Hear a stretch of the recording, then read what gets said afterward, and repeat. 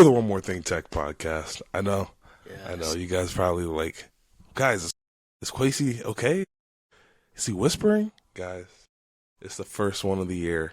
I don't want to scare you off before you guys get into this action-packed episode. As always, I'm your host, Quasey. And I'm Adam. And ladies and gentlemen, thank you for spending the first week of 2026 with us. Or maybe you're watching this at a later date. We don't blame you. It's kind of hard to keep up with, a podcast that's consistent like this. So, we don't blame you for falling a little bit behind. There's no penalty, right? But we do appreciate seeing you here today. So, as I always say, we have an action-packed episode today. A lot of leaks, a lot of new products that we want to talk about. Some news, so let's just hop right into it. Adam? Also, I just want to mention, as Quasey has said several times, and I will also try to begin to say, make sure you like and subscribe.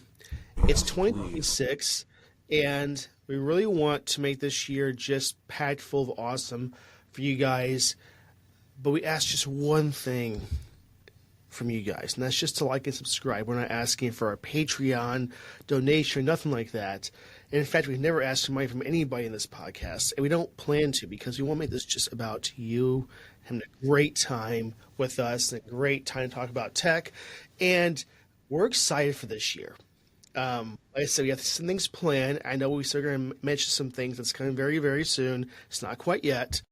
But let's just kind of dive into some of the topics. So, Quasey, you're kind of young for this. I was kind of young for this too. But there was an era. Do you know what the BlackBerry is, Quasey? And not the jam or the berry, but the actual tech thing called the BlackBerry. You know what that is? Yeah, it was a phone with a keyboard on it. I call it the rice button phone. Yeah. The rice button phone, I think. I used one. I never owned one. I had one to mess around with, and it was, I don't know how anybody typed with that. Like, you needed to have, like, chopsticks or something to type with that. I don't know, like, it's impressive, to say the least, for those who could type on that, so more power to them. But the reason why that was a very, very popular device was not because just the keyboard. It had so many different things built into that, which is like one of the very first smartphone concepts. I'm not saying there wasn't an iPhone or anything else, but that was a massively popular device. And it kind of died, Quasey, didn't it? I mean, it just didn't last. They didn't innovate fast enough. Yeah, it was really unfortunate for them. There was no 5G when that was out. Let me just say that, right? There wasn't 4G. There was no One More Thing Tech podcast. There was nothing like that whatsoever. It was like, 4, 5, 6?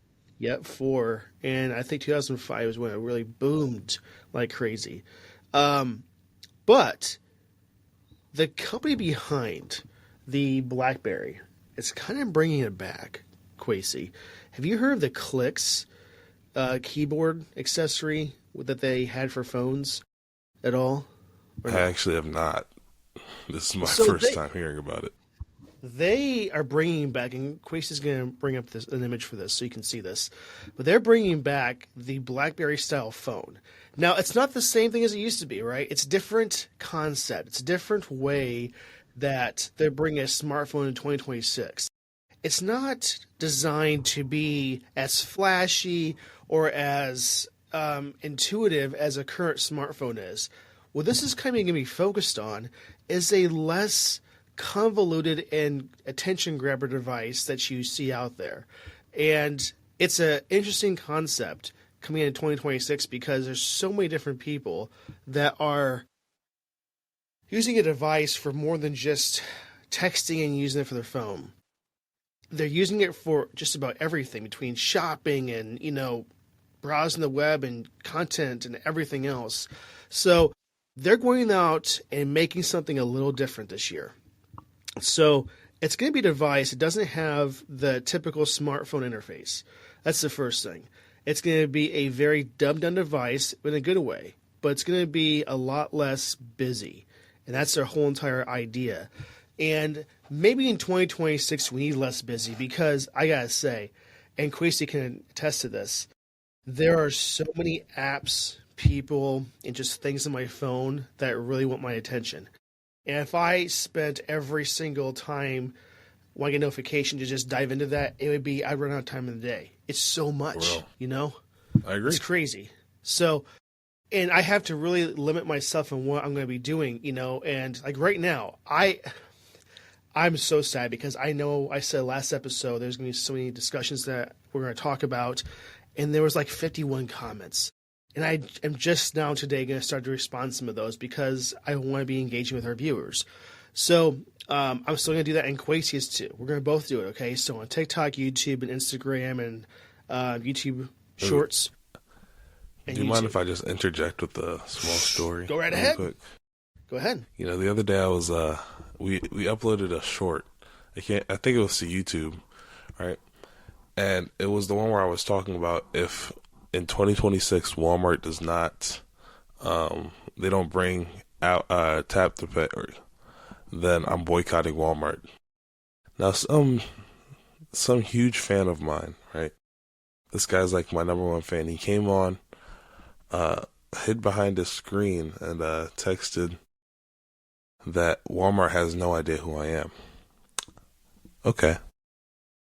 Sure, you might think that Walmart has no idea who I am, but do you know how much money I spend at Walmart every year? If they lost me, they'd be losing a nice chunk of change, right? Because they wouldn't just lose me, they'd lose me and my dad, right? Now, I spend a lot of money at Walmart. But if you've seen what my dad does when he goes into a Walmart line, I'm not talking $300-$400 at him. I'm talking this man tries to buy out the entire store so he doesn't have to be there for the next 2 months, 3 months. You know? Oh, I see. So, to the guy who commented thinking that I wasn't going to comment back, sure, I didn't comment back, but here's your response. Walmart does know who I am. In fact, they track my location so that when they ask me, I'm basically a Walmart ambassador. They ask me how their Walmarts are performing, sir. All right? So just watch yourself. All right? Watch it, bud. That's all I wanted to say. But, sorry, Adam, I completely cut you off and I don't remember what we were talking about before that. I am just to go a little bit off topic here. I just want to thank everybody, if you're coming to this from the shorts or from short form in general or YouTube or whatever, thank you so much for the engagement. I think this last episode was our highest engagement we've ever had on an episode. And we're going to do our best, both of us, to respond to every single comment. Now, hopefully this doesn't get blown up so it's too hard to do that. But thank you guys so much for that, because that's what I really wanted to see, and I want to see moving forward. I wanted it to be a problem, Quasi, where I'm like, man, we got 13,000 comments on this one video, and our views for a short went up like crazy. So I just want to say thanks, everybody, for that, and thanks for being engaging. Like I said, do not be afraid to reach out to us. Don't forget about Discord, too. We're going to respond to Discord as well. Let's get that conversation going, okay? But to go back to the Clix smartphone, I am kind of indifferent about this. Am I going to switch to this? Probably not, right? Is this something that would be fun to mess with? Probably so. It's just a different device, a different approach to it. It's not like we're going to copy and paste, a current phone in the market and try to make it a little different. We're going to go way out in left field and make this just so different and maybe make it a little less busy for your life. And that's their goal here. So let us know in the comments, you see us in the shorts, YouTube, or whatever, what you guys think about this. Is this a device where you might consider because you just want to be less busy? You want to be less stressed out when you look at your phone and seeing 28 different notifications in the last hour when you have the rest of the day still to go, right? I mean, there's so much to do. Is it an approach that you're trying to be less busy in your life, less just overall wound up? Let us know in the comments below. And I wonder what you think about this, Quasi. Like, what are your overall thoughts? Is the design good? Do you like the button style? Do you like the IPS screen, the backgrounds, all that stuff? What is your take, Quasi? Well, I think I should start by saying I don't really get overwhelmed when I look at my screen, right? So you probably know from experience that I'll have like 82 messages and not care. I'm currently sitting on 350 unopened So those are for messages. me. It used to stress me out, but then I realized I could just not respond. You know what I mean? If anybody Ladies and needs gentlemen, a 2 terabyte iPhone, it's this man. Just for his iMessage alone. and I'm starting to see the value of a terabyte and 2 terabytes because I may or may not be at the max for my iCloud storage all of a sudden. I don't know how it happened. I thought How much storage do you thought have? I have the 200 gig plan. I thought I had a lot more space than I actually do. I don't know what happened to all my space, but I don't get stressed from my from looking at my phone, so it's definitely not a product that I need. Is it a cool concept? So we've been seeing the concept of dumb phones for quite some time now, all throughout. I think the first time I saw one was 2019, and I guess for certain people, like yeah, it's a good concept, but I'm not gonna pay $400 for a phone that does less than my current phone. You know what I mean? Like, sure, it's half the price, but like, I already own an iPhone. Why am I getting a phone with a screen that's not the greatest and a keyboard that, to be honest with you, I'm not gonna be able to type on? Like, I have some big hands, which is, I guess, why they think the iPhone Pro Max is the best for me, but it's really not. I mean, I need a Pro, but sorry, that's not. I shouldn't have turned it into that.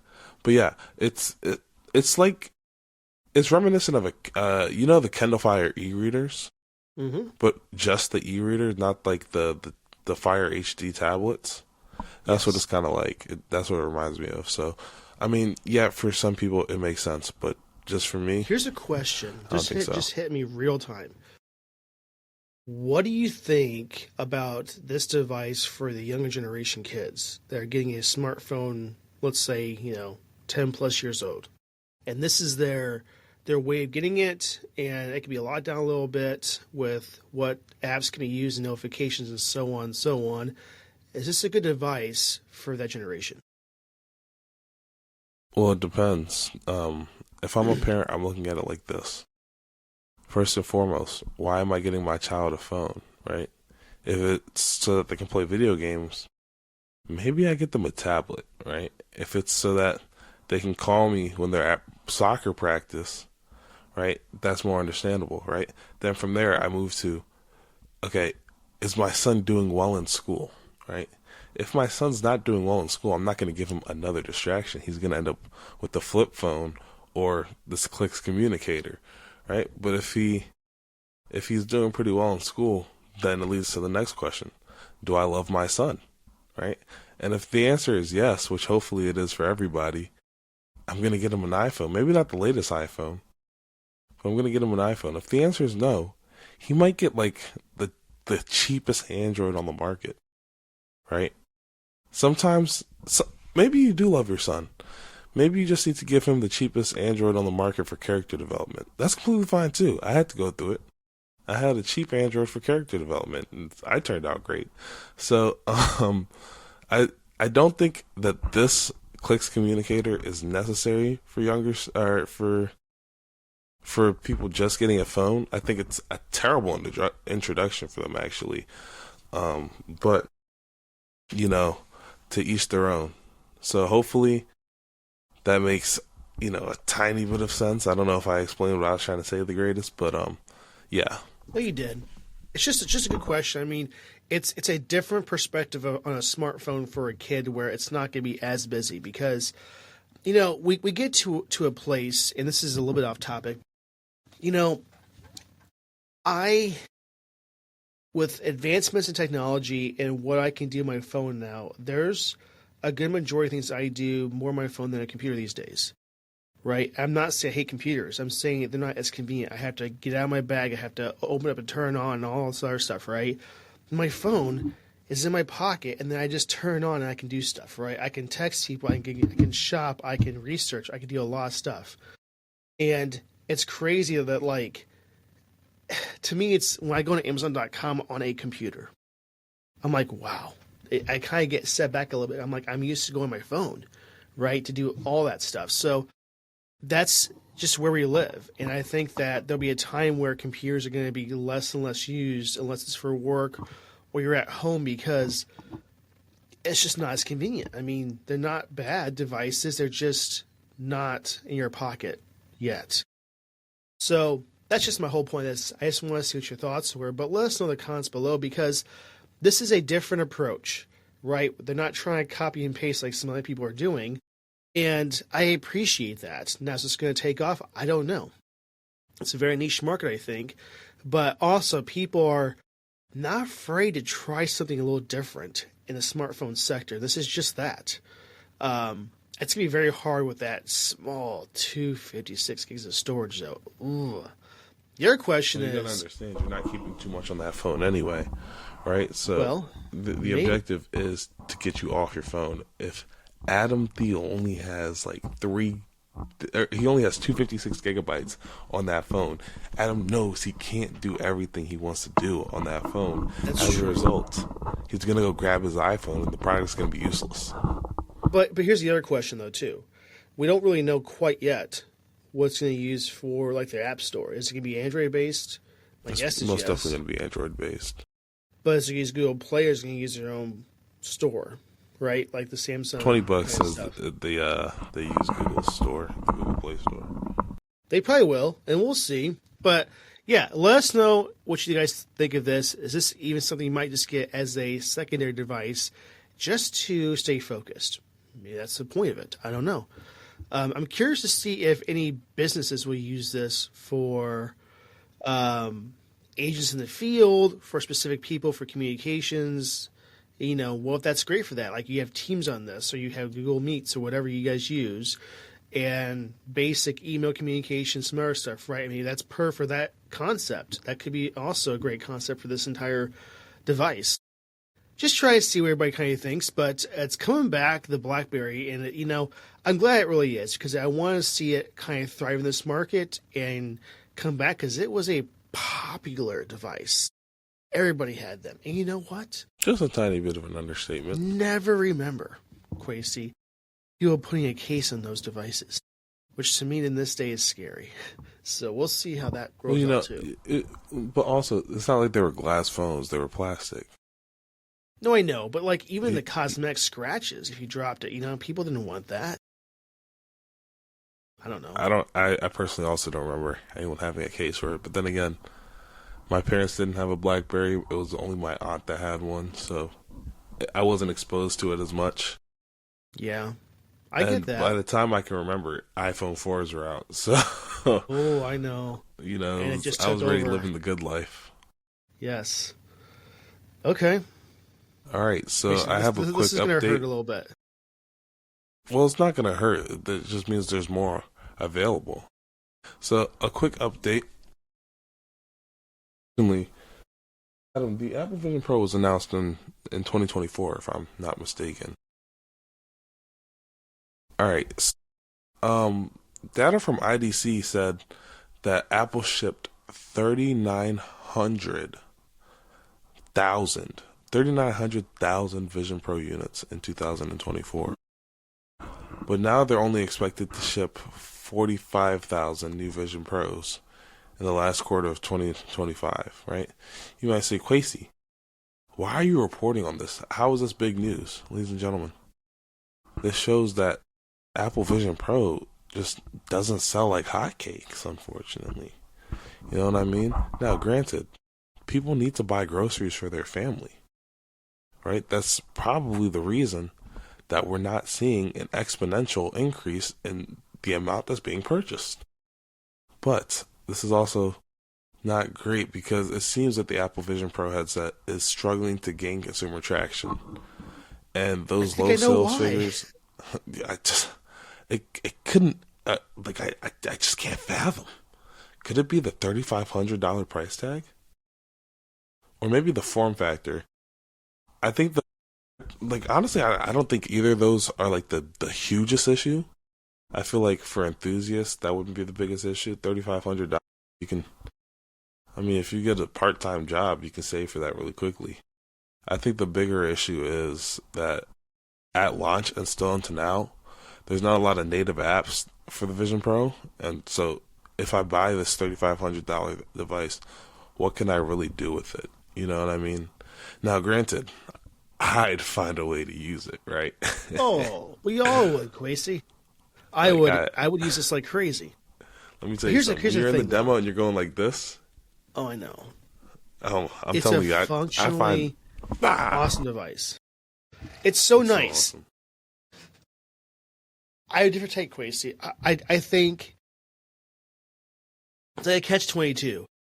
People aren't making apps for this as much because of the low market share, right? It's a lot to make it. You have to do a lot AR, VR stuff. I get that.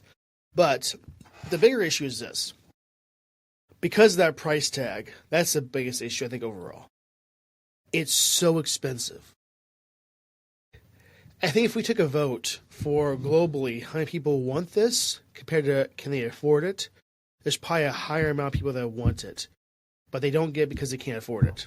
That's the biggest thing I think there is. I'd If say it that's probably was, true. see, with what I know this thing can do and how wonderful it is, I mean, even 2,000 is expensive. You know, look at what is selling the most right now in this sector. That's the MetaQuest at $500, right? I think it's like $649 for the most expensive one, so under $1,000. So keep this incredible device for that, but give people an entry point of a device under $1,000, so even like $800 or $900 or whatever. You need to give a movement push of a product that gets you into the sector because there's a lot of people, Quasey, they don't even know how this thing even works, how to even use it, or what to use it for, right? Because, like, do you think your dad right now would want this device? Does he even know about it? Has he tried I it? don't. You know? No, I know for a fact he hasn't tried it. I don't think, I don't think he knows he wants it. But I guarantee you, if I took him to try it, because the other day I walked in, right, and he had Adam, no joke, he had the portable monitor that you recommended, right? Nice. So I was like, oh, clearly he needs more space, right? The only issue is he doesn't have a Mac, right? My dad just, he's a man of habit, big Windows guy, right? Can't blame him. He's been with Windows since time, just like since he started using computers. So I was fortunate enough that he bought a Mac when I was younger, and I got to grow up on that. I don't know if it was his Mac or my mom's, but I definitely remember seeing him use it more. That's not the point, Adam. The point here is that I don't think he knows he wants a Vision Pro, but once you show him the features, he'll know he wants a Vision Pro. That's exactly it, I think. Now, but that still brings there needs to be at least another variant if they're not going to lower the price, because the second generation has not touched the price point at all. Same exact price. So if they make an introductory device that can bring people into this market that they didn't know they wanted, like you just said, and they don't know they need, that might boost it. And that's probably a great solution for this. It has to be 1,000 or under, though. You cannot go over that for this base device. Now, make it still nice. Make the screen still OLED, also great stuff, but don't put as much into it to lower the price. That's their biggest issue. I think price is basically it. I don't think that people just hate this device so much that they don't want it. I mean, I know you hear stories about people saying, I bought one, it's in my drawer, I don't touch it that much. And it's probably because lack of innovation, that there's no new, not innovation, it's a bad word, lack of just functionality that you can do with it, right? But to get more people interested in it, you need to bring a lower device priced model out to do that. I think that's my take on it. I could be completely wrong. If you guys have this in the comments below, let us know what you use it for and how often do you use it. I mean, Tim Cook mentioned that he could use this daily. I don't know if I could, but if I had one, I would try to make a point to because it's so expensive. I mean, just a theatrical experience is going to be phenomenal on the Vision Pro, from what I've seen with it too, and Quasi. I just think that this is the reason for us is because of the price point. It is, I mean, I think it's the most expensive first generation model that they have of most things, right? I mean, you can get a Mac cheaper than this. You can get almost every product line that Apple has cheaper. And it's hard to just make that jump into this and ask yourself, why do I need this? What am I going to use it for? Is it worth my money? Those are the questions they have to answer as a company. And at that price point, it's too hard to make that jump, I think. Do I want one? 100,000%. Is it too expensive now? Yes. That's my take. Fortunately. Okay. Well, anyway, yeah, I know this. It's a massive drop. I hope this does not mean they're going to stop doing it. I hope this means they make some changes that need to happen in a good way, right? Alrighty. Excuse me. Speaking of things that kind of took me off guard, Quasi, did you know that Apple is not going to launch the base iPhone 18 this year? Actually, last night I was watching a video on the iPhone Fold, and I got that spoiler, and I was like, well, I sure hope it's not true. But unfortunately, it's looking like it's more and more likely every day. What's the spoiler that you've seen? That they're not shipping a base model iPhone 18 this year. Yeah. And I think I know the exact reason why. You think it is? It's going to be to push the Fold. Which seems like a weird concept, doesn't it? No, I can see that happen. I mean, you're talking about telling people of a cheaper model iPhone to go to a foldable device. It's kind of a hard sell, but at the same time, it's a new product category, right? They're going to the foldable phone sector. I'm excited to see what that's going to bring to the table. I've heard a lot of people in my discussions with people say that the iPhone Fold first generation, they're going to probably skip on and go to the second generation because they're going to work on all the bugs. Get that. I know it's going to be very expensive, probably over $2,000 at this point, because that's what basically you see in this market right now. But back to the iPhone 18 base model not launching. Now, here's the question. I really want to know why that's the case. Is it because supply chain issues? Can they not get certain material that they need to get to make this happen? Is it just a time issue? Is it, that they just want to focus on something else this year? Is it because they have more sales in the iPhone Pros than they do the base models? I mean, I think it's a balance, I'm pretty sure they still a bunch of the base models, especially last year, right? So this is an interesting jump that Apple's doing. What you say? I mean, it is not likely to skip this. Now, what I will say is this. People mentioned to me that I was trying to do clickbait when I said this. I did not say they're not making this as a whole. They're not launching it in 2026 until next year in the springtime. They do the SE models and stuff like that. So they're just going to delay it a little bit to focus on other models, is what it sounds like. What are your thoughts, Quasi? I right? Last week we talked about how maybe we need to go back to we need to go to an every 2-year release cycle for the iPhone, right? And I could see that needing to be a thing, but also last week I think I said that it's not necessary, right? Now, unfortunately, or fortunately, however you want to put it, Apple's coming out with this iPhone Fold. Whether you like it or whether you don't, right? Get with the program. Does that mean that they have to get rid of the iPhone 18? Well, let's look at it. What was the most popular selling iPhone this year? The iPhone 17. Not the Pro, just the regular one, because it was the greatest deal ever. This was the best year to buy an iPhone regular model, right? What does that mean for the iPhone Air? Or not the iPhone Air, for the iPhone Fold?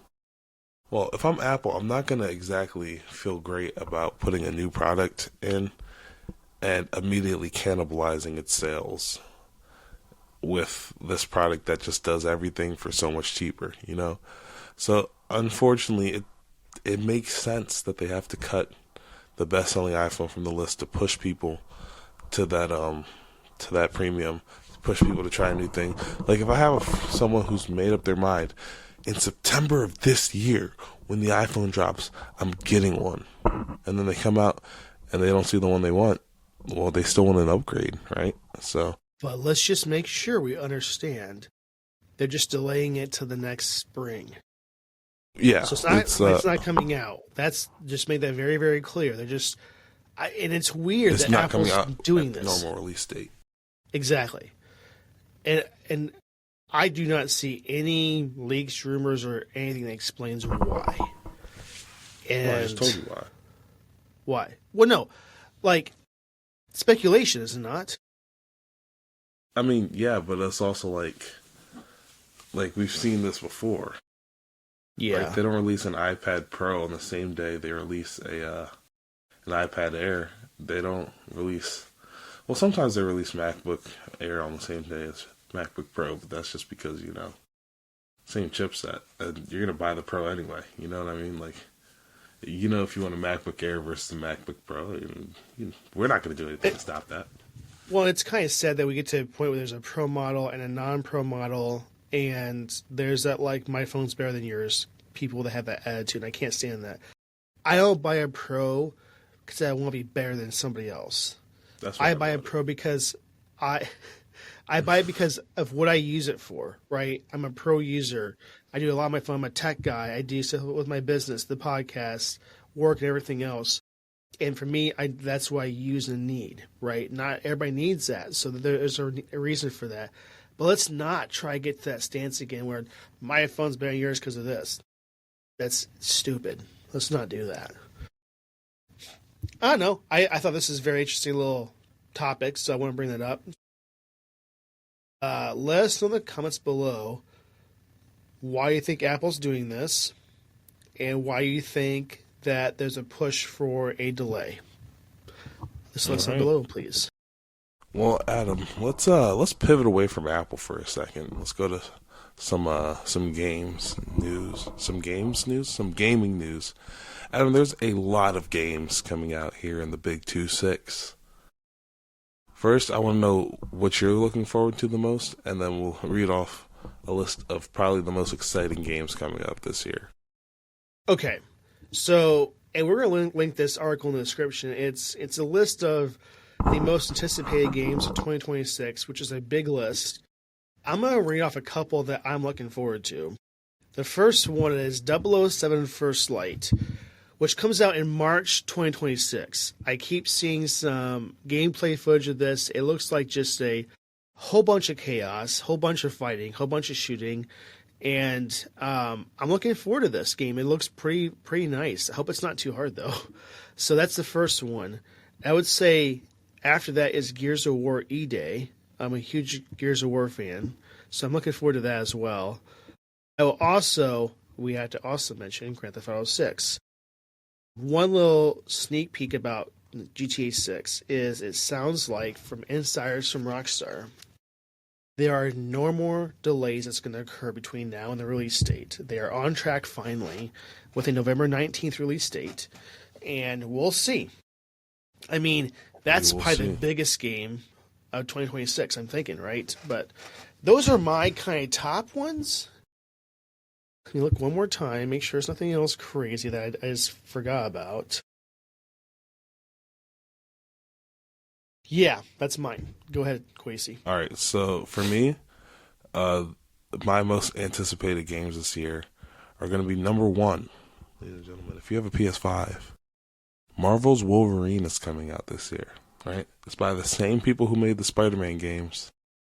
And if you know one thing about me, if you haven't been listening to the last 8 episodes, you probably won't know this one thing about me. But I am loving these Spider-Man games, right? Just got a PS5 recently. I'm on Spider-Man 2 right now. Let me tell you guys something. At first, I started playing Spider-Man 2. I didn't like Spider-Man 2 that much, right? I didn't like what they did with Spider-Man. Now he has arms, or the little 4 arms out of his thing to compensate for Miles' extra powers. That's too much, right? And then I started moving on, and the combat is just so smooth, and everything's just so smooth. Let me tell you something. This is a little bit off topic. I promise you I'm going to get into Marvel Wolverine here in a second. But in Spider-Man 2, here, I'll be right back. you can see, you can see the inside of the buildings, and it's really cool. I love it. Spider-Man 2 is awesome. Right. But Marvel's Wolverine, same developers, and it's going to be the same type of open world game. I think it's going to be absolutely one of the most, if not the most fun game this year, right? Second on my list is going to be Lego Batman 4, right? I grew up playing Lego Batman. I played Lego Batman 2. I played Lego Batman 3. And, when they announced Lego Batman 4, I was sitting there. I was in awe. I was just so happy. You guys don't understand. I started I didn't pre-order it, but I immediately, in PlayStation you can add it to wish list. Did that immediately, right?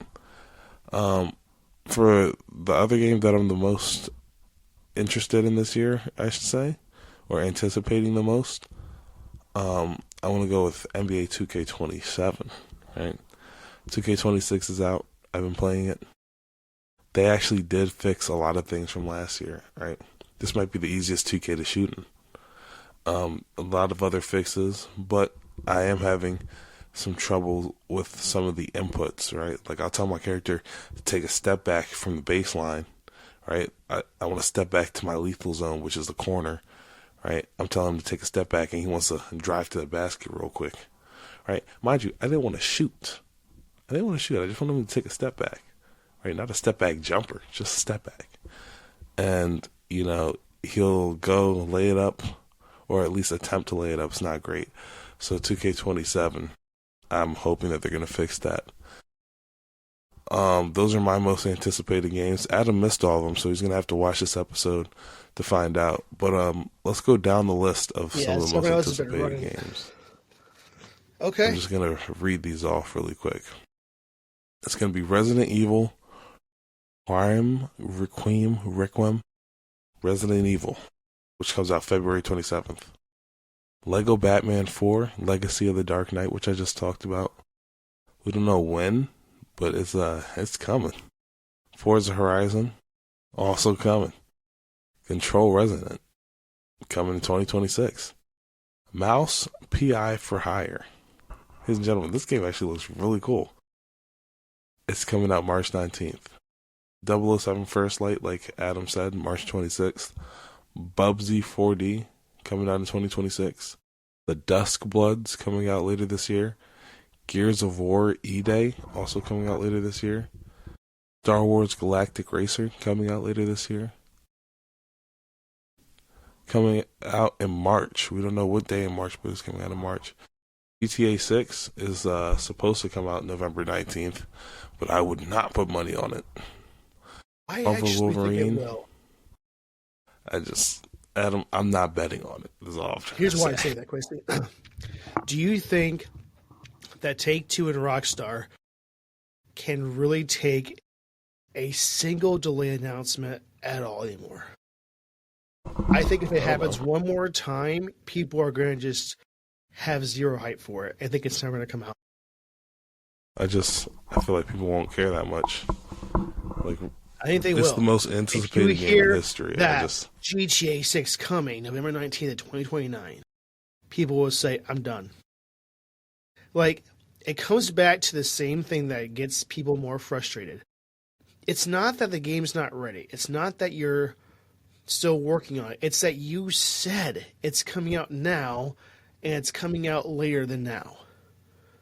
Or a certain date. Do not announce it. Do not say dates until you are confident that's what you're going to actually release it on. So instead, they could have had teasers saying coming soon. And then when you know you're confident on a certain release date, then you mention that, and that's how you do it. That's what they did wrong, right? They try to build hype, I get that, and you need to do that.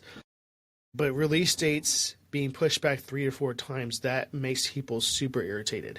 That's all I'm trying to say there. But anyway, yes, there's a big list here. So let us know in the comments Wait, what you're I most actually did not anticipating. finish the list, Adam.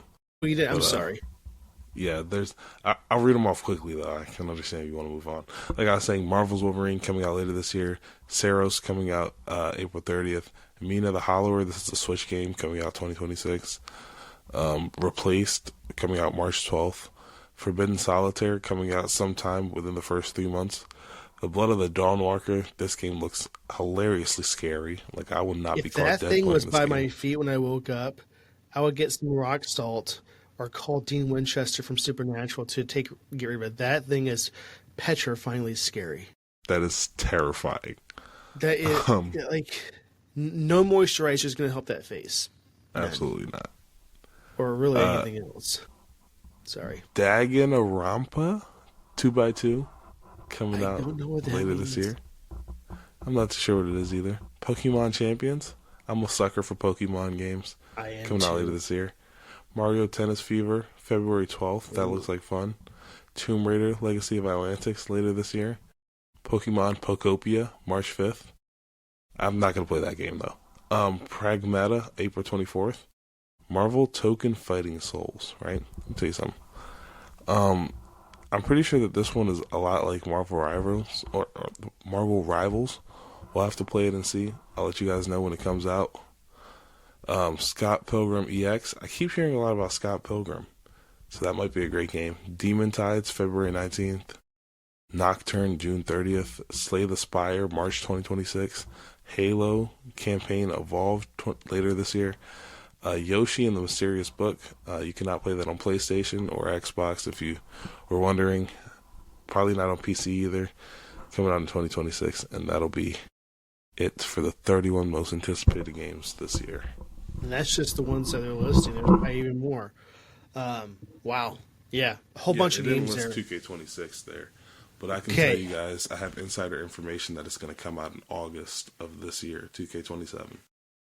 Okay. My question to you, Quasi, is what is your most anticipated game from this list? Pick the only one. Marvel Wolverine. Over everything? Well, I mean, it's that. GTA 6? Yeah, it's really that and Batman. I mean, GTA 6. I like a lot of the games here, but GTA 6. It might not happen. There's a higher chance of it not happening than of it happening for me. My mom was never a fan of those games, so I didn't grow up on them, and now it just doesn't interest me too much. Okay. Next topic is, it was a great topic from PC World that I wanted to bring up. And we see a shift with Microsoft with using Copilot and just AI to code Windows 11 and Copilot and other apps that they have. And we're seeing the side effects of that. Lots of issues and bugs and just weird quirks and everything else. And while that's happening, Valve is stealing the PC gaming away from Microsoft. Here's what I'm saying about that is, I have a Steam Deck. Have you seen this? Several times I mentioned Steam Deck, but the Valve, I can't remember what they actually call it, but it's their Steam machine essentially that's coming out later this year. That's going to take over a lot of different things, and here's why. Because it is a more refined OS for gaming, and I'm not seeing it. I'm curious about this like crazy, and I just want to know from people in the comments, is this something that's on your list to get? Is this Steam Machine version 2? Because really the only limitation is going to be most likely the anti-cheat that's coming out for most of these AAA title games. But you see people are kind of getting they're pushed away from some of those. Like, there was a time when I bought Call of Duty every single year. And now I'm like,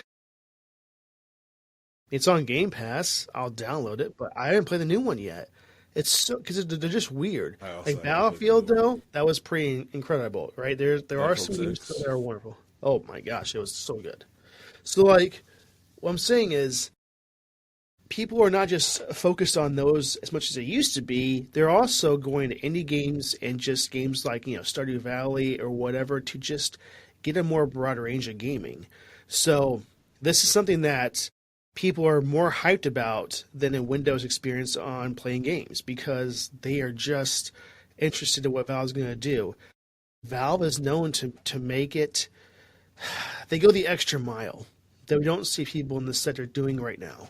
The people are trying to, they're trying to do this AI stuff and it's backfiring on them, but we'll see how this kind of plays out for Valve. But I just want to know, Quasi, what is your overall stance? Do you think this is going to be a bigger hit? And do you think this is going to be a big shift from people using Windows to going to more Linux gaming? What do you think? Me personally, I don't have a Steam machine. I don't have a Steam Deck. I don't have a Windows computer to play games on, right? I'm a console gamer. Up until a couple months ago, I was an Xbox exclusive gamer. So we're hearing that Microsoft here is trying to lose themselves a little piece of their pie. You know, they're currently dominating the operating system for PC gaming, and I just think that unless it becomes more convenient to switch to Steam, not more optimized, more convenient to switch to Steam or a Linux-based operating system, I don't think Microsoft has anything to worry about yet. Because Microsoft is going to continue to be the most secure way to play your games for right now. Here's why I say that. Even the vast array of handheld gaming that you see, or even PC gaming, and I might get in trouble for saying this, the overall experience that we see with Windows is just not optimized for gaming yet, right? It's for a different section of what you do on a computer. So, for instance, like you see on the ROG Ally and some of these other handhelds, the hardware's there, it's great, right? But, like, if I wanted to get into it with a focus on playing games, now I gotta run updates. Now I gotta do, my .NET patches. I gotta make sure that this is there, and I gotta make sure that Steam is up to date.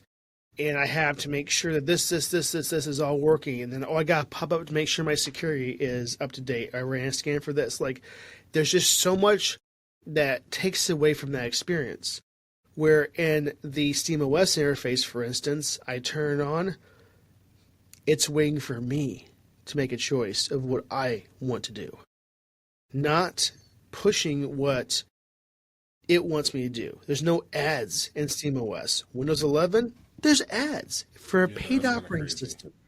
You know what I'm saying? So, there's no... They did this overlay for the Xbox LIX, right, for a Xbox interface, and that's nice. But then still you have Windows in the background that just kind of isn't... There isn't a Windows OS optimized just for gaming. They need to focus on that, right? Well, and they should do that, right? But until they make that so it's not so,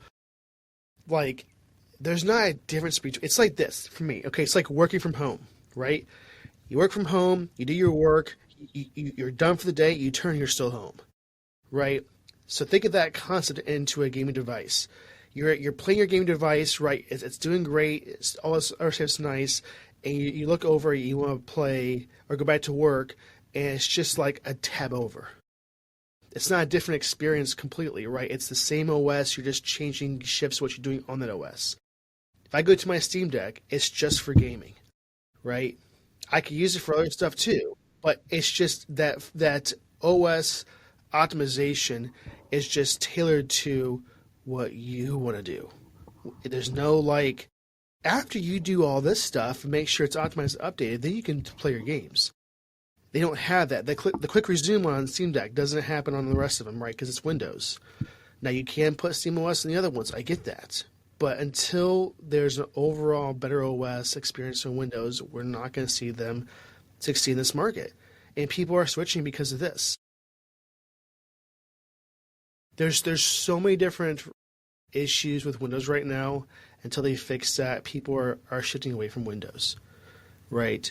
They're noticing that you don't have to have Windows to do work, right, and other things as well.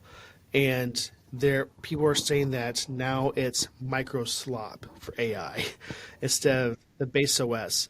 I mean, this is supposed to be the OS that was going to be a lot better, right, and more optimized and sleek and nice. and it's weird. It's in a weird state. That's what I'm trying to say. So, while you say they shouldn't be worried, I think they should be. And I'm not saying people don't like playing on Windows. What I'm more saying is they're seeing a change and they're questioning some things, and they're trying out some other stuff. That's what I'm more saying. Like, I never thought I would play games on Linux at all, right? You never used to do it ever, and now it's a bursting industry in that sense. And Valve changed that in a lot of different ways. Am I saying I'll completely stop using Windows? Probably not, but it gives them a reason to do better, right? And competition is good. So, I know it's a long-winded thing about this, but anyway. Okay. Okay, Quasey. So this next one is going to be a good one. Yeah, so the next one, it's not so much, how do I put this? It's more of somebody posed a question and then we do research to back it up, right? So the question was, I'm buying an Android phone. Not me. The person's buying an Android phone, right? Which is going to be better for them? Is it going to be the Samsung Galaxy or the Google Pixel? And it seems that the S25 Ultra is just marginally better than the Google Pixel 10 Pro because it has a more powerful processor and slightly longer battery life. But obviously, because Google makes the operating system, it just makes sense that the operating system runs better on the Pixel. It's a little bit smoother, a little bit more fluid. It's just got a little bit more oomph to it. You know what I mean? So, really, just in summary, even though the Google Pixel offers more RAM, which it has 16 gigabytes as compared to the 12 gigabytes on the Galaxy, the S25's horsepower completely makes up for that. In the camera department, it also offers more lenses, and we were told that the selfies on the Google Pixel Pro look a tiny bit sharper, but it's not due to the high resolution of the camera lens itself, but because of the software integration. Consumer Reports praised the rear camera system and display quality of both phones, but we're supposed to see a longer lifespan with the S25 Ultra because of its bigger span, right? Or because of its bigger size, not bigger span. That bigger battery. So that's if you're looking to buy the either the Google Pixel 10 Pro or you're choosing between that and the Samsung Galaxy S25 Ultra, in a lot of cases the S25 Ultra is going to be better for you, but also if you're looking for the more RAM and more smooth, buttery animations, not just because of like the 120 hertz or whatnot. I almost said 240 hertz. I don't think that phone has that. I might have been looking at too many monitors recently, but yeah. So the animations and stuff are going to be just a tiny bit more smooth on Google's phone on the Pixel, but realistically, you can get either one, and you'll be extremely satisfied with your purchase. But if battery life is the most important thing to you, then today as I stand here and recommend you an Android phone, it's going to have to be the the Samsung Galaxy S25 Ultra, which is the second best phone in the world right now. Here's what I'll say about this. Now, I am not a Android guy, right? I want to understand the other side of things so I can get an overall concept of what is to be offered in the phone markets, right? So, in my experience, what I see from people are swayed towards the Samsung side than the Pixel side. And one of the things I see about this is you would think because Google makes the hardware and the OS that it's a seamless, integration of both of them, and they didn't do that quite well for a long time. And they are doing better at that now, but there's still issues with it a little bit here and there. And it seems like that Samsung has that down more so than Google does right now. That will change in the future, I think, right, for sure. But overall, I think we see that the consumers are flocking more towards the Samsung phones than they are Google because Well, they're just used to it. They're used to that interface. And even though they use the backend as Google for the OS, it's a modified version of that for Samsung devices. So I think the consumers are trying to make their point clear that Samsung's a better route for them than Google. And Google's trying to combat that with some new upgrades and AI features and everything else. But they have to be careful, right? Don't just keep throwing AI at a phone because it doesn't always work. Apple Intelligence. And they have to make sure that it rolls out so it's a great experience overall, right? People are kind of scared of AI right now. So just make sure they don't just push that too much. But hardware-wise, I think Samsung has them beat as a whole. And I think that we're seeing people question which one's better to get, right? I think you'll go from one to the other back and forth so they can try it out, right? I think as of 2026 and 2025, Samsung has them beat. Dead to rights. So just wanted to bring this up because if people were questioning this or just asking overall, what should I get? Well, this is our recommendation. Now, keep this in mind, we are not Android guys. Maybe we should bring someone that is an Android person in to give a more better viewpoint than we do, right? But we're looking at as an overall with consumer reports and just overall specs and what it has to offer for what we're doing, right? So just want to bring that out there. I would probably pick the Galaxy 25 Ultra myself over the Pixel 10 Pro. And Quasi, would you as well?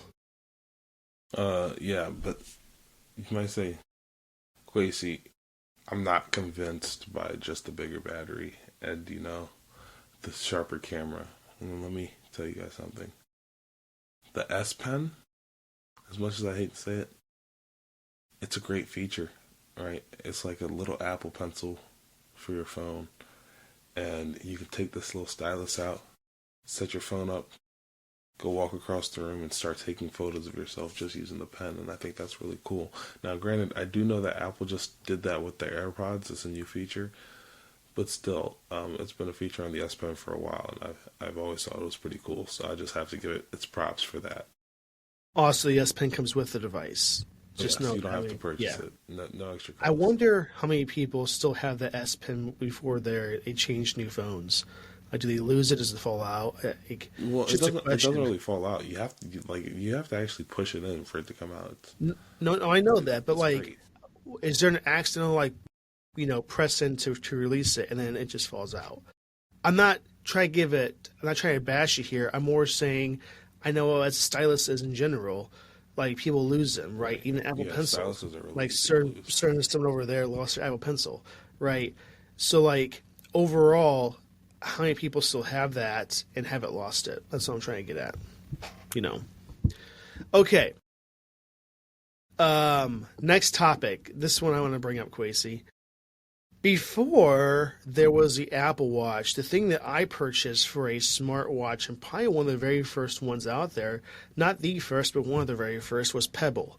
And it was an interesting concept where they took a calculator interface and screen and made it a smartwatch, right? They kind of used that interface, put their own OS into it. Also, and it's the Pebble. And man, was it awesome. It really got me into smartwatches, and I love that idea and concept, and they kind of went away, and they came back. I know we mentioned that before, but now Pebble brings back their latest iteration of the smartwatch, and it's an interesting concept. And Quix is going to bring up an image really quick about this so you can see it, but it is a Pebble Time Round. And I believe this is $249 for a entry point for this device. And it just brings back a different concept into the smartwatch sector that I really liked in the very first one. Am I going to switch to this? Probably not. But it is a great choice for those looking for a modern smartwatch that doesn't give you too many distractions. The battery is incredible with it because it doesn't use the same kind of bright screen that everybody else uses. But overall, this is what they're coming out with, and I just want to make people aware of this because this was a popular brand back in the day. I mean, lots of people had it, and they're coming back for round 2. So I just wanted to let people know about this. It uses the e-paper touchscreen color display, which is different now than they ever had before. And I just want to let people know about this. And if you get this, let me know because I'm curious about this. Quasi, do you have any thoughts about this overall? Yeah, I just have a quick question. How often is it that you go to a cafe, get a latte, get what looks to be a chocolate filled croissant, take off your glasses and take off your watch and put them right in between? I will Is that say something this you do for kind of sure. often? I have done that exactly 0 times this year and ever. So yeah, I mean It's a that's a cool great photo. question. It's a really nice photo. It is a great photo, except it's a great People question are that you not brought up doing too. that. Yeah, and But no, and to put down dang near perfect on that is yeah, straight without any like, issues. I mean, give him props.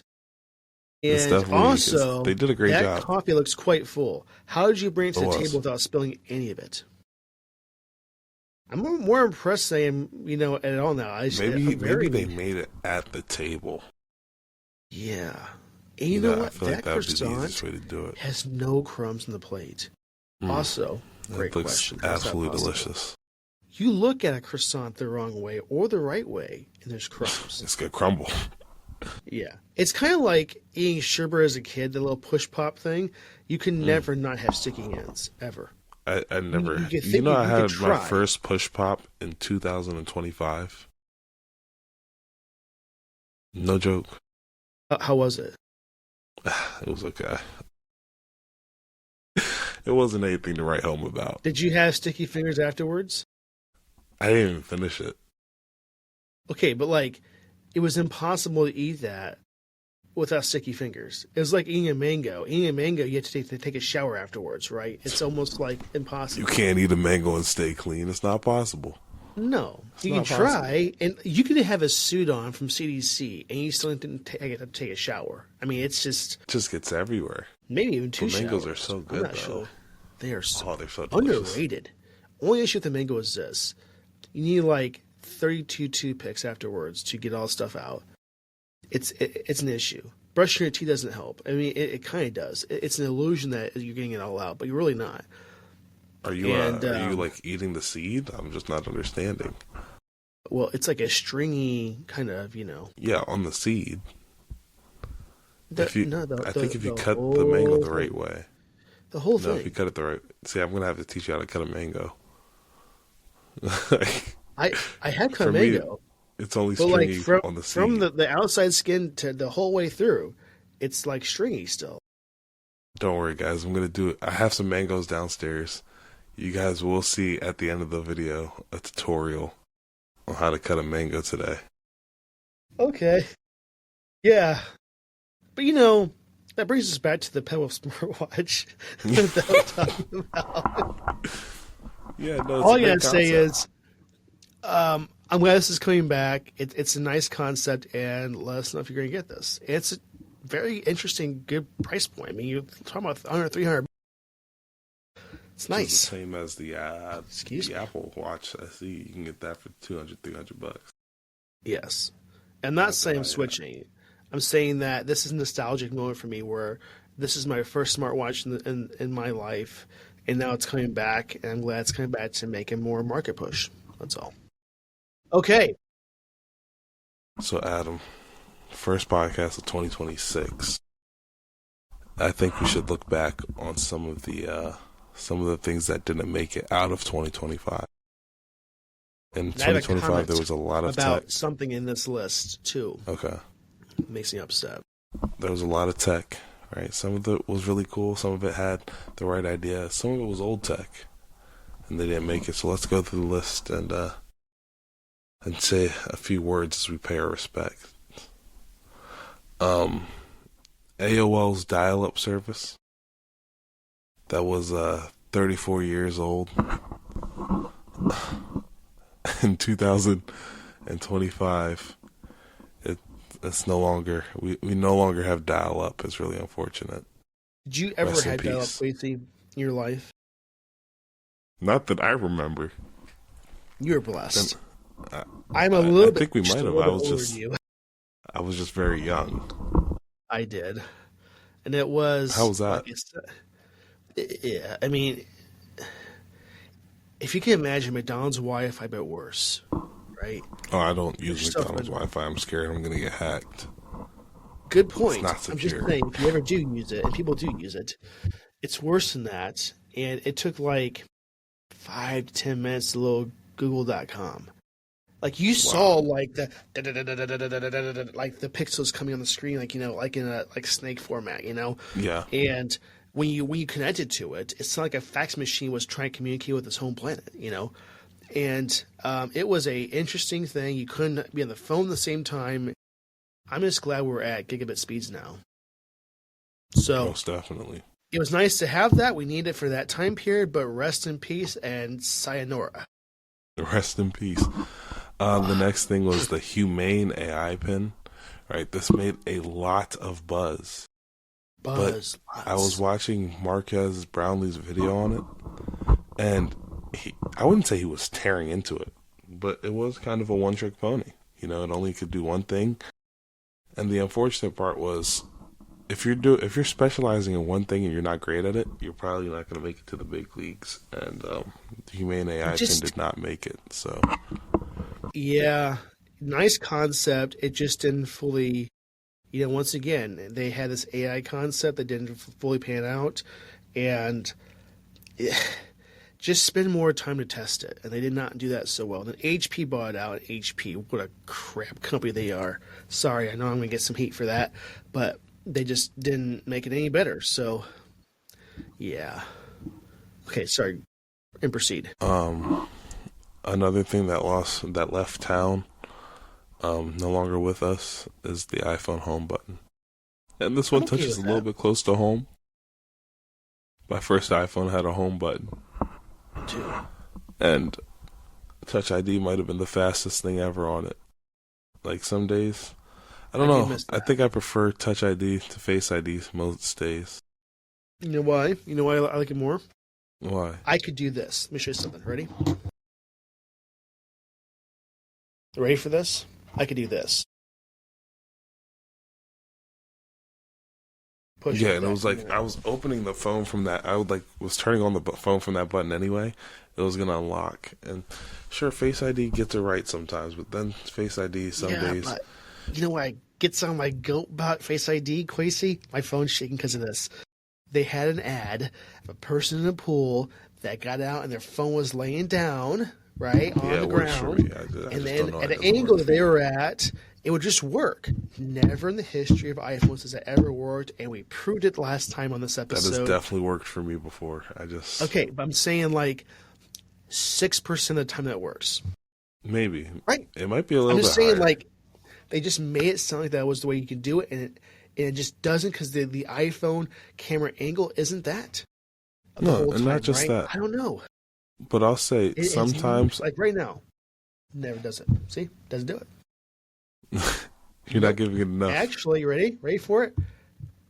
No, not just nothing. Nothing. Yeah, no. Let's get a little closer. Oh, nope. See, it went See, too long Adam, because it we, didn't we see anything. actually can't verify that it didn't happen. I had to look at the camera Yes, you face have to look at on, it. but they weren't. That swimmer, right, which has wet everything, hair, everything, which is another thing. If your hair's wet and stuff, doesn't work at all. But like, No, it doesn't. That's what I was trying to say. It's here horrible. is phone and here is them, this far away, and guess what? It worked for them. No, it doesn't. That was a terrible interpretation of what Face ID was. Is all I'm trying to say. It doesn't that's misleading. Is what I'm trying to say. Sorry. Proceed. But I will say, sometimes I'll be staring at my phone. Maybe I don't look my best that day, but Apple did not need to tell me that, as it declines me 4 times and makes me put in my password. If there's one thing I hate, is putting in my password. That's what I'm realizing. So, I get angry at that too. and Okay, it's why, not even if like my I have a phone bad restarts, password. do I have to type in my password? My face is Wait, still I can here right actually now, at understand least. that. I can understand that one. Why? Why is it required? It's a security thing. That Crazy. one's fine because my phone doesn't restart that often. It restarts maybe once a month. I'm not too upset about that. So, if I'm a thief, I just have to wait until you don't restart to get into your phone. Yeah, but like also, So if I have sometimes Quasi's face, right? If I have Quasi hostage, right? And I kind of lock it when it's turned off and turned back on, or when it's been on the whole time. It doesn't make a difference. well, also you can like It's the same like, thing. if I see the thief coming, I can hold the side button for a little bit, and then it'll lock itself, and you need the password instead of Face ID. Then again, if someone puts a gun to my head, I'm probably going to give them the password. You know, I'm just That's my point. Like, I get that try to make it secure. I understand that. What I'm saying is, like, it's just not as convenient for me. Or here's the other thing, Quasi, I cannot stand. If I'm in the App Store and I'm getting a game, it's just so random. Oh, you gotta type in your password. Oh, you have to do this. You have to verify your zip code.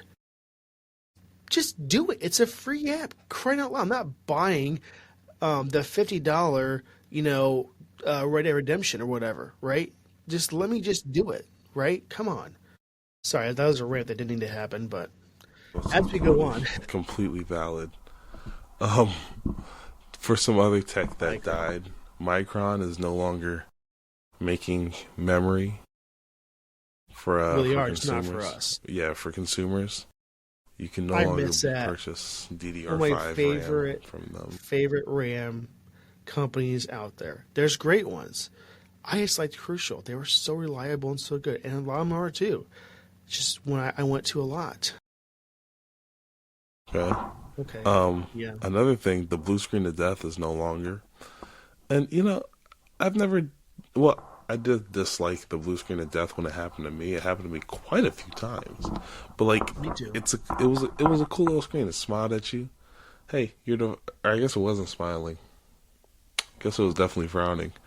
But it was like, hey, your device ran into a problem. We're gonna try and figure out what it is. We're both tech guys. Even tech guys have to look up what the hell that stop code means. Yo, This I is the promise most- you every time. And on an informational screen you can get to, it's like, okay, there's a problem. promise you. Oh, we'll give you a very generic, tells you nothing code that could mean 18 different things, if not more. That you Come on, have Windows. to go At least look do up. better at that. Mind you, what if I only have that computer? How am I going to look that up?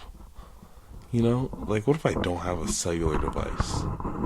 Sorry, it happened to me before I had a get it. phone. This is completely meant for just IT guys. So, like, yeah, and it can mean different things, and we have to look it up too. We're not going to say, "Oh yeah, I know what system service exception means. I know what that means." It's just right here on top of my head. I know what that Yeah, means. We and don't if always know. you're saying that you know every Windows stop code, really? They don't. You If you expect me call to believe Microsoft that? support, it's what you hear. You hear type, or page flips. They're looking up too. That QR just don't think code, anybody knows. useless. Let's just go to Microsoft.com/support. That's Dude, all it it's- basically does. Sorry. It's not like the blue screen of death is not the most helpful screen ever. But sorry. In other words, rest in peace to that. Also, the Amazon Android App Store. Who used that? It wasn't the greatest operating system, right? Still isn't. I don't know if it's I don't know if it's off the only the Fire Stick or if it's off the entire like every Kindle 2. Hopefully it's off every Kindle 2. That was not the greatest store ever. me just say So this. rest in peace. I just Go ahead. there's only one device in my head worse than the Fire Stick. That's the Roku. Fire Sticks suck. They're so I don't know why you do said it. the Roku sucks. I just thought Roku Roku's sucks? Not that bad. The Roku, I'm you said- Roku. Do you want to put an app on my app store? No, you can't be on my app store. Okay, now I can't use that app. They are so See, I restrictive just- of what you can put on it. And their devices, they're just so full of themselves. We're Roku. We're our badge with Honor. I can't stand, like, they get on my nerves. It's like Tim So what do Sweeney you owns them or use? something. If I'm going to get a device, first of all, it's going to be Apple TV. But Okay. beyond all that, I gotta give them props. The NVIDIA Shield is just the king. Nothing's better than that. Prove me wrong, Internet. Prove me wrong. I will say this, though. The On TV box shocked me. It really comes down to, for me, it is going to be a Apple TV. I like that a lot. The NVIDIA Shield Pro. Or just a Google TV of some sort. You know, not saying the one from Google specifically. It's like the On box, streaming box. Surprisingly good. I couldn't believe it, how good that was. That's a Pro 4K one. If you had no 4K TV, still get that because it has more RAM, more resources. But like a Fire Stick interface, trash. Oh, it's so bad. Do you want to put an app on? You have to basically put in developer mode, go to a website to get a downloader, to put a URL in to get APK, to put the APK key on, then unpack the APK to do this. It's. I'm exhausted. I need a nap after you get a Fire Stick, right? Because it's so. I just can't stand them. If you're trying to get a Fire Stick, just don't. You have a better chance of just walking into a brick wall and being more satisfied. Like, I just can't stand them. Sorry. I don't like them. Earlier this year, I don't know if you used Skype back in the day, but I was a big Skype user before I had a phone. Yeah. Right, we lost Skype. F's in the chat for Skype, but it's in Microsoft Teams now. Yeah, it's no longer its own standalone. It's not bad, but I mean, I miss Skype. Is what I'm trying to say. Skype was great. I miss it too for the consumer side. We came like a business app. Not as good. It was bad. The next one's what I want to bring up. You want to bring it up? Well, mention it, and then I'll bring the part 2 of it. It's not on this list. All right. So the Google Nest Learning Thermostat, it basically got a lobotomy, right? It's no longer. It doesn't have app support anymore. Sorry, how can I explain this? So the app no longer supports this this thermostat. So you're losing like 90% of the features that you purchased it for, which is kind of anti-friendly because now you're forcing me to upgrade. But hey, well, chat. Here's what I'll say.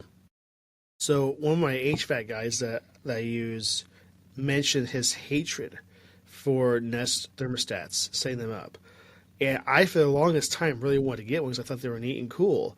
But it's a Google product now, and they're just destroying it. And they destroy something else that makes me super angry.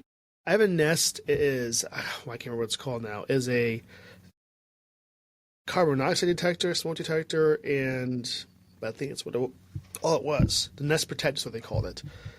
And they made an announcement like last year that they're going to stop making them, right?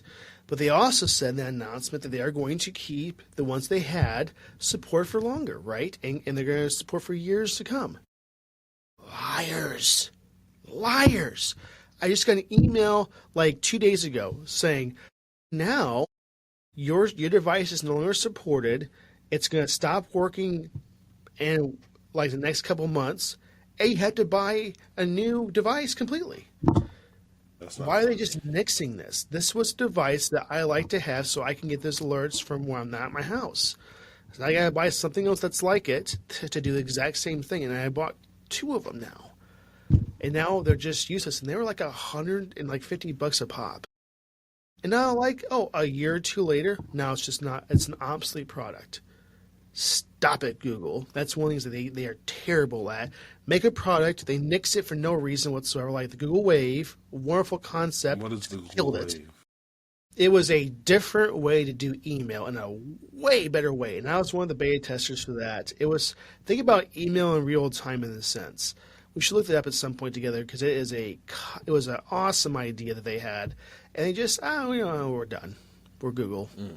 This is why I don't like using Google as a whole because they nix things too much. They are the quickest to take a sword and just stab right in its heart. And I can't stand that about that. I mean, ugh. So, proceed before I get too mad here. Okay. Also, Stadia, which was another Speaking great of Google idea. nixing things. But Stadia has been out since 2022, right? Stadia was shut down in 2022.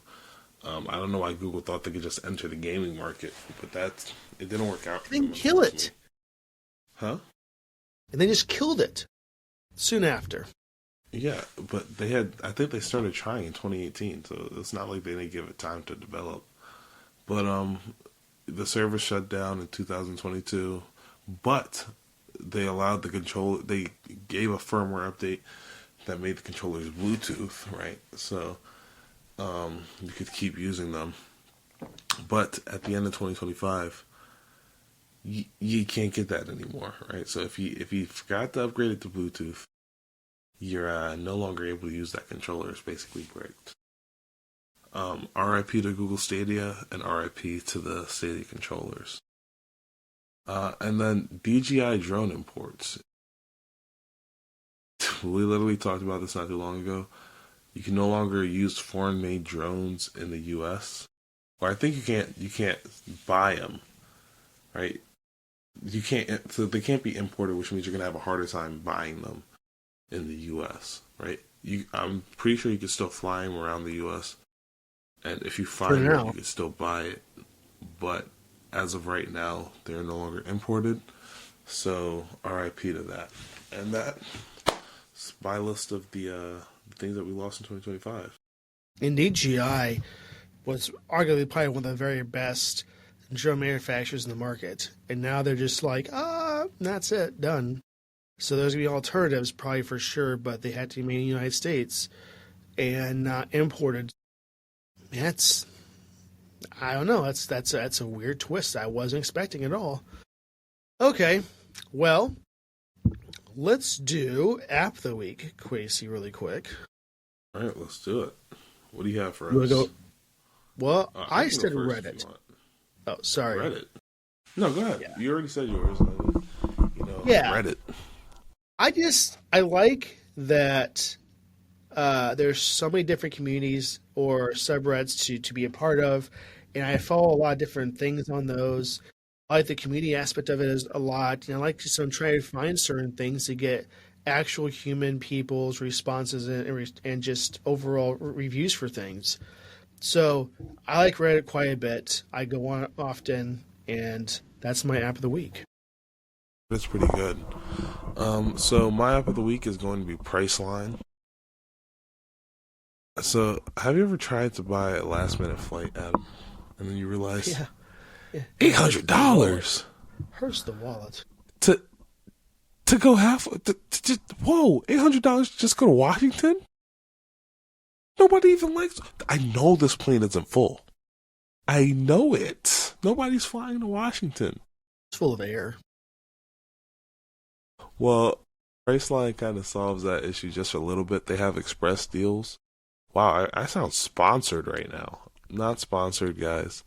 Priceline has saved my butt a couple times. Got me some express deals. I didn't have to pay $500 to make it to Sacramento. I only paid, I think, like $117, which was absolutely insane. So, I have to give them a shout out.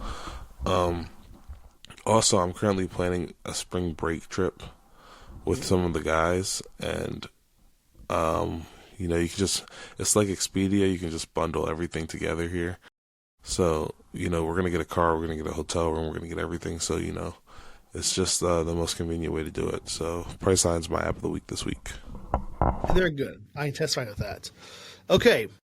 My product of the week is a basis product, and I had to just get this recently because Anchor once again let me down. I cannot stand them anymore as a company. I'm sorry, Anchor. You can't make it right. I had their 3-in-1 little cube charger, and the Apple Watch charger part of it just was so unreliable. I mean, like, I don't know. My watch should be at like 30 or 40% when I wake up. I'm like 32 times exactly in a month and a half. That is boiling blood. Make me mad. I cannot stand that. You're doing one purpose, and that's to charge it, and you're not doing that. You would think with gravity sitting on top of this low charger, it would just stay there. Not at all. It would not move whatsoever, and it would just not charge. I could not stand that I was done with it. But the phone part worked fine, but not this. So I went with this Basis. It's a 15 watt. I know it's not the highest Qi charger. I get that, but I'm using it just to charge at night. I'm going to bed. But it also has a function to cool your phone off as well with a fan in the back of it. So you can turn that on and off if you want the fan on. I love that a lot. Watch is in nightstand mode. I love that a lot because then I can see my watch in nightstand mode. It's perfect. It includes a 45-watt brick with a USB-C core as well. And I've used it, and it's just tremendous. I love it. That's my app of the week, and it's pretty cheap as well.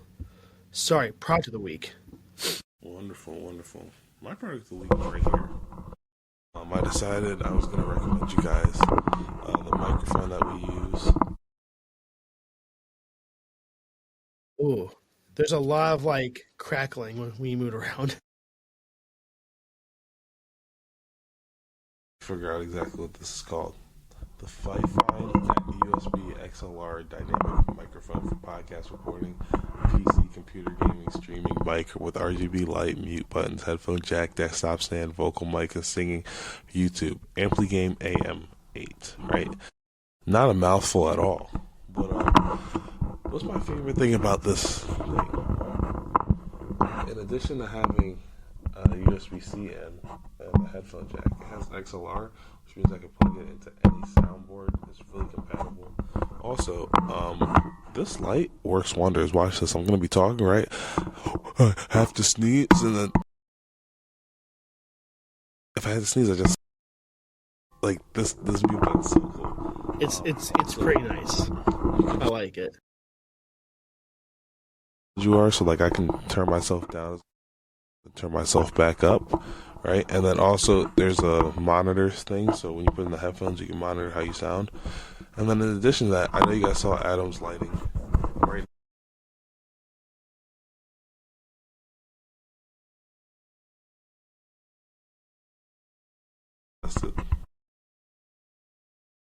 I have mine on the screen because, black and green is OMT colors, so. Yes. And also, let me tell you guys something. The cord it comes with is one of the best cords ever in my life. Unfortunately, I broke mine, and I cried about it, so. It's not an easy cord to break, don't get it wrong. I just kind of smashed it in between a bed and a wall, so it's not great. Ooh. That's my product of the week. And just so you know, they're not a sponsor, but I want to bring this up too. They have, if I can get everything, there's a kit for at the time about $100 to plug in your XLR cable that it comes with, which is more than just what I have here, right? And it has a whole soundboard to do some soundboard stuff. Is it the best soundboard? Probably not, but it's good for a portable kit for starters and for those that just want to do certain things. It's really, really nice. Now, am I using it right now? I'm not, but I do like it when you do need to use it, and it's quite nice, and I've used it several times. So just so you guys know about that. Okay, so that kind of sums up this episode. We'll go into the one more thing segment just for a little bit here. Well, I guess first off, Quasi, I just kind of want to mention something. Did you have a New Year's resolution this year?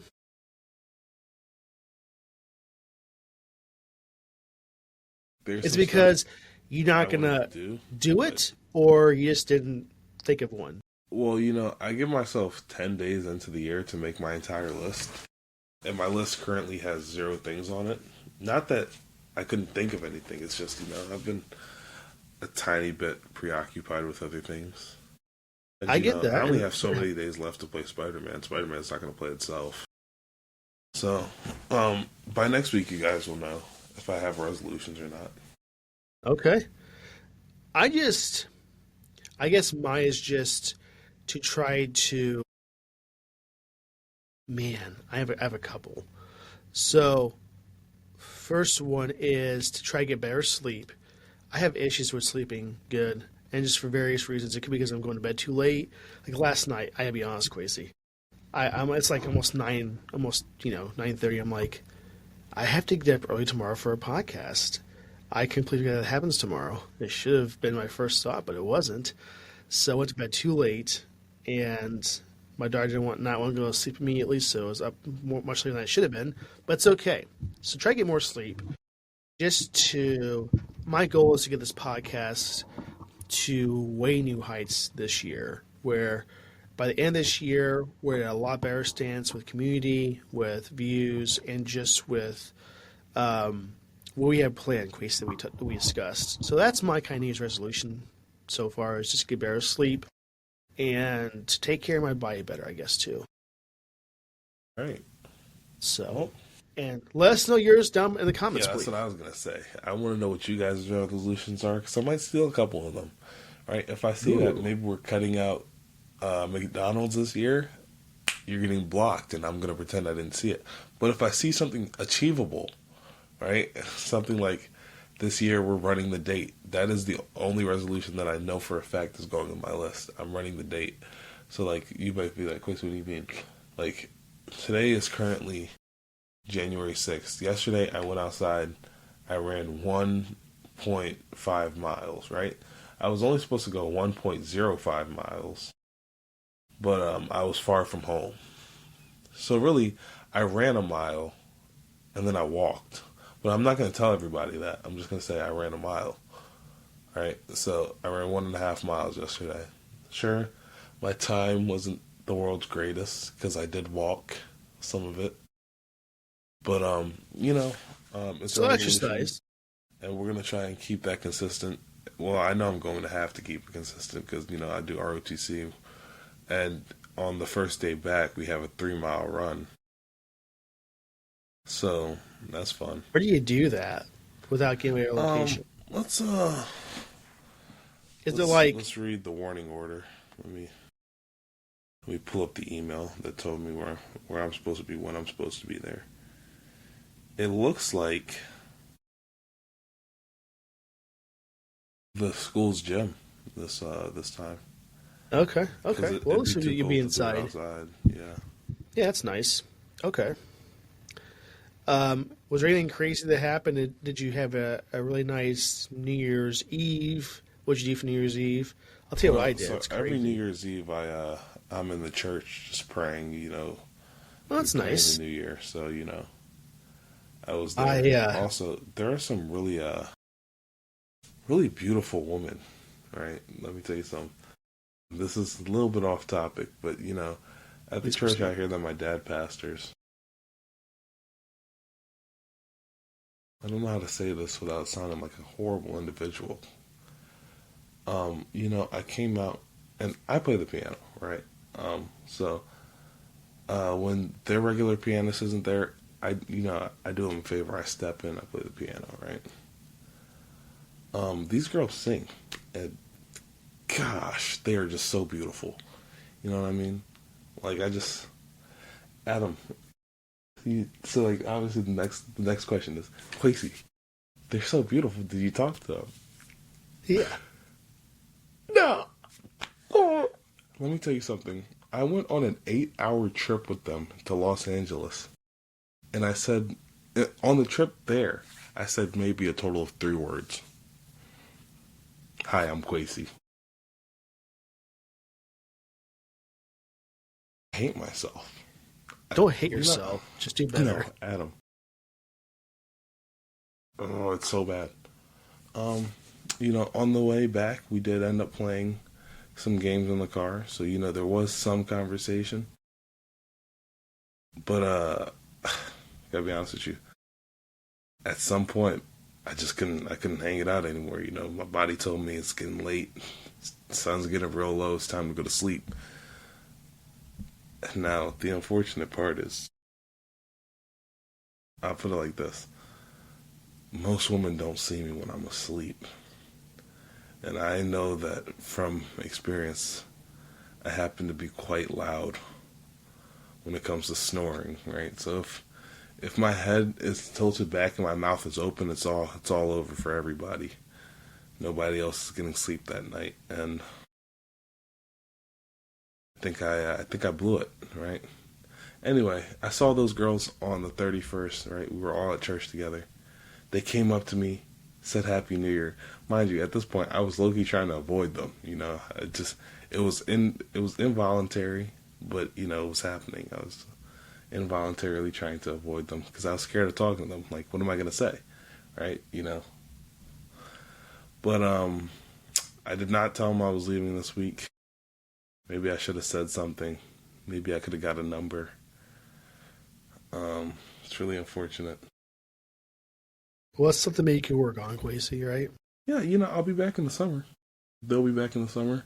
I found out one of them's 20, and I'm 20. You know, and gosh, it's just so lucky that she was the most beautiful one. So I just have to. I really hope they don't find this podcast. That could be really awkward, and I'd never show my face here again. But We have to find who these people are and let them listen to this podcast episode. no, that'd be absolutely horrible. Maybe that will introduce yourself in a better way to converse with them. Maybe. No. I don't know. I don't know. No, it's just not because what am I going to say? Well, we'll work on that. I'm not going to be able to say anything. I'm going to freeze. It's really bad. My New Year's consisted of playing golf with friends on my Steam Deck with my wife and two other friends that weren't in the same household with me either. That's nice. Yeah, we were going to have them over, but we didn't prepare at all for them to come over, so we just didn't do that. But we played golf with friends and then watched some YouTube and some other places do their countdowns, which is nice. We had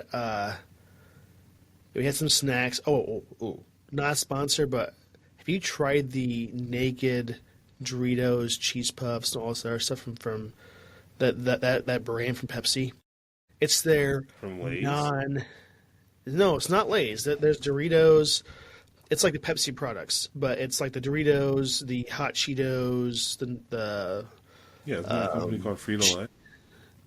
yeah, but Pepsi owns them. But they had made this brand naked to have no artificial food coloring and stuff in it. So we tried them, and they're all really, really good, except the base nacho cheese Doritos.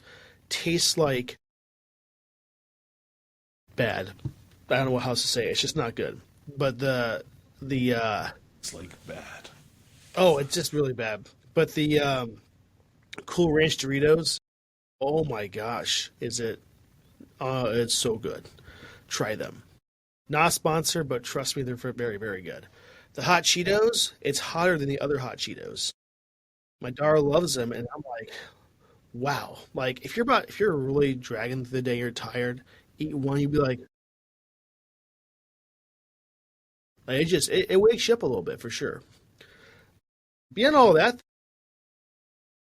yeah, that's basically what I did. So, and then I was just getting ready for the podcast.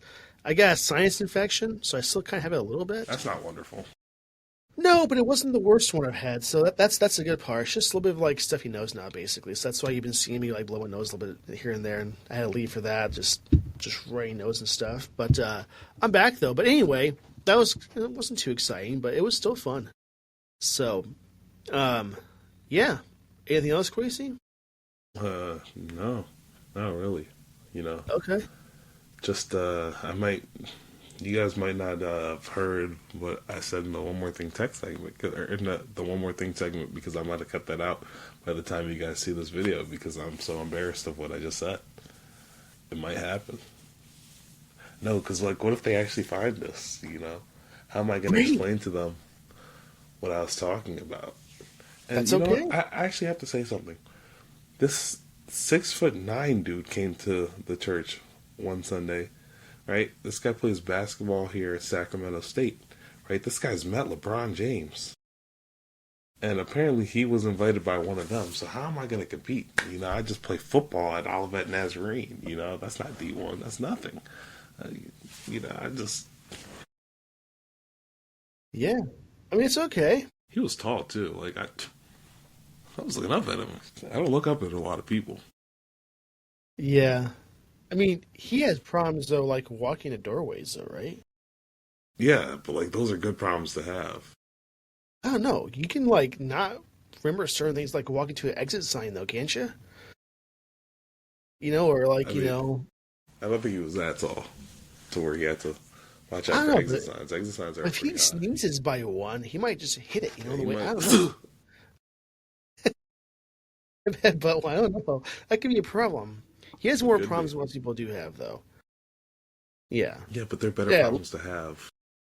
Like, If I had too much money, that's a good problem, you know? yeah, but like at a urinal, he's just always taller than that little like wall they put up.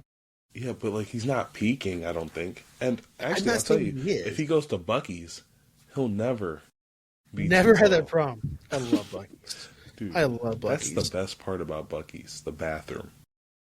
Dude, you feel like a Yes. king walking You into have those your rest own stops. like It's suite a at a cubicle. hotel. Like, you, Yeah. you, dude, Yeah. I have never felt so secure while peeing. Oh, Granted, somebody could I have came know. up and stabbed me in the back, but I would have died a happy death. Yeah, but I just I don't know. I love Bucky's. If you've never been to Bucky's, make your way to find the one. It's phenomenal. Yeah, there's one Okay. probably 800 miles away from you, and you'll see the sign. Yeah, I know it's so far, but they're so nice. Oh wow. Right? Okay. Well, thanks guys for giving us a great start to 2026. And we want to say again, like and subscribe, please, and let's make this podcast blow up this year. This is the Not year for literally. the OMT We don't want- podcast we don't want to fires. just go in views, and you can make it happen. You can help us with that. So thank you again for being a great, great audience. We look forward to even more comments we had last episode, which was a whole ton we had to still go through. We love you guys. Thank you so much, and have a fantastic week. And we'll see you next week. All right, we'll see you guys next time.